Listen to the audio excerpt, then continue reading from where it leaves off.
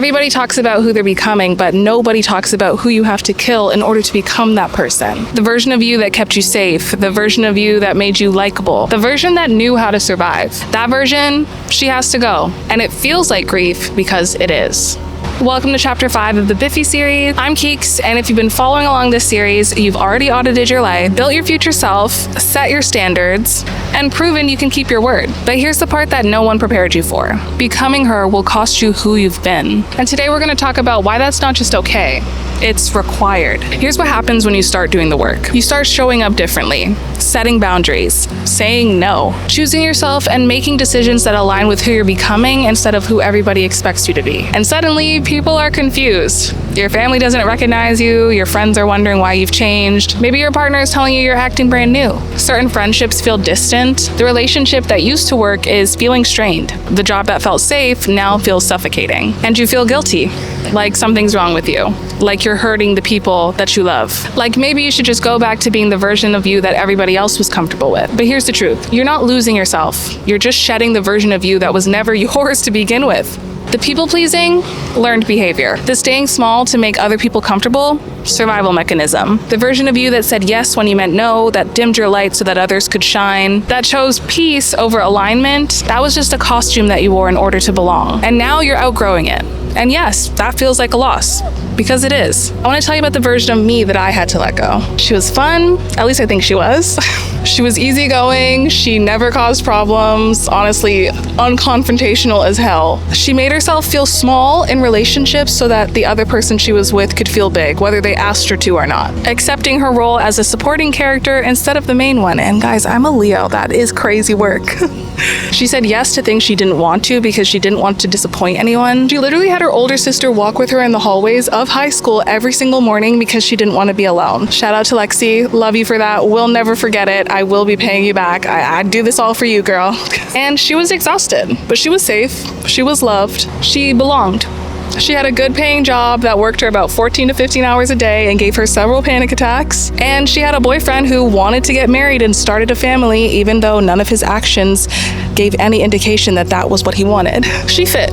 Just barely, but she did. And in whose story, I do not know. To this day, I don't know whose story she was fitting in. But one day I realized it wasn't mine. And when I started doing this work, when I started setting boundaries, when I started saying no, when I started being intentional and choosing things that felt aligned with my story and the story I was creating of who I was becoming, I had to let her go.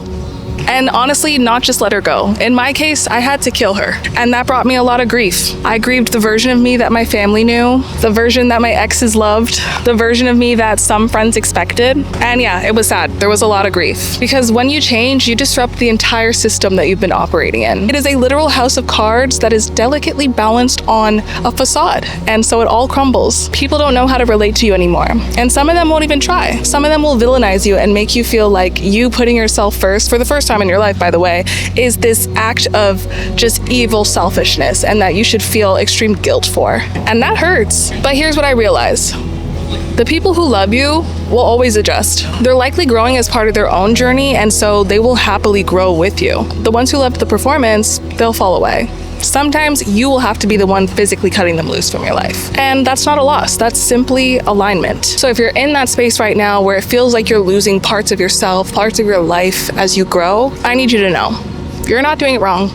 You're doing it exactly right. Here's why most people never fully transform. Because growth requires grief and we're terrified of it. We'd rather stay stuck in the familiar discomfort than face the unknown discomfort of becoming someone new. We seek pleasure while forgetting that the natural opposing theme to that, which must also exist, is pain. So we sabotage.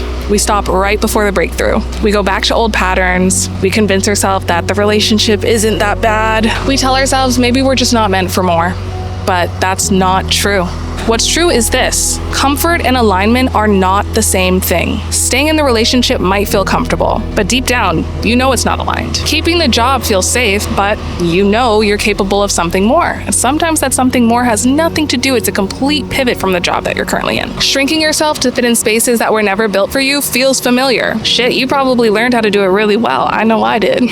But somewhere inside, you know it's costing you your life. And until you're willing to grieve the comfort, you can't step into alignment. Today's worksheet, which is sent to all of my Best Fucking Year newsletter subscribers, we're walking through the grief work. I could have come up with a more creative name, but it is what it is. It's not always perfect, but we make it happen and we move forward. This isn't so much a let it go and move on exercise, but instead we want to honor what was so that you can release it with integrity. So ask yourself, what version of yourself are you outgrowing? Not in a vague way, but specifically. Who was she? What did she believe? How did she show up? What did that version of you give you? Because she wasn't wrong. She kept you safe. She served a purpose for whatever time in your life that she existed. I mean, she got you here after all. But what is she costing you now? The version of you that people pleased, she cost you your voice. The version of you that stayed small, she cost you your potential. The version of you that prioritized everyone else, she cost you yourself. And what are you ready to release? Habits, relationships, beliefs, identities. Name them. And because this isn't just about letting go, what are you calling in? Make space for who you're becoming. Be intentional about what is going to fill the space after you've released everything that doesn't serve you anymore. Now, let me do a little bit of reframing for you. You're not losing yourself. You're remembering who you were before the world told you who to be. You're not abandoning people. You're releasing the version of you that was built to serve them instead of yourself. You're not being selfish. You're being intentional. And the people that are meant for this version of you, they'll show up, without a doubt.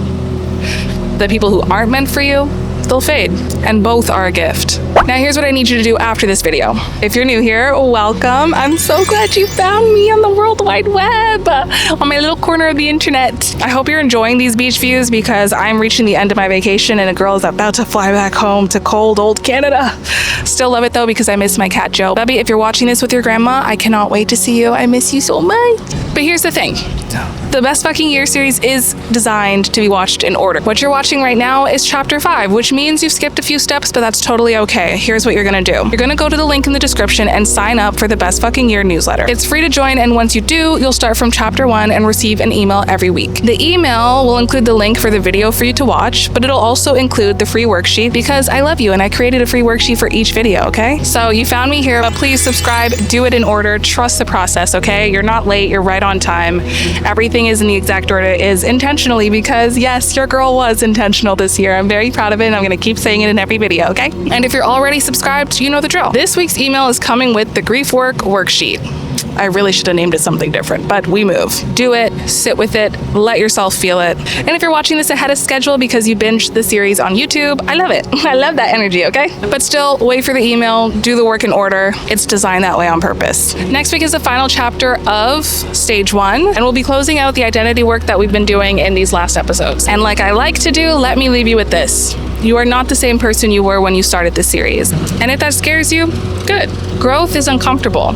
Growth requires grief, and grief requires permission. So here's your permission. You're allowed to outgrow people, places, and versions of yourself that no longer fit. You're allowed to feel sad about it. You're allowed to love the versions that brought you here today. And you're allowed to keep going anyway. Because the version of you that you're becoming, she's worth it. Don't forget to like, comment, and subscribe. You know we're locked in. Love you, and I'll see you in the next one.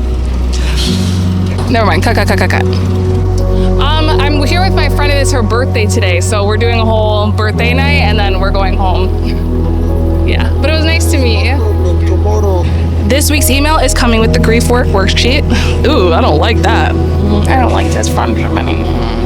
We'll cut the sub questions. Oh no, we won't. Oh, delicately. Can I speak? You want to speak English today? Okay, it's my only language, guys. Genuinely, not understanding. Disgusting. Sorry. Can I speak?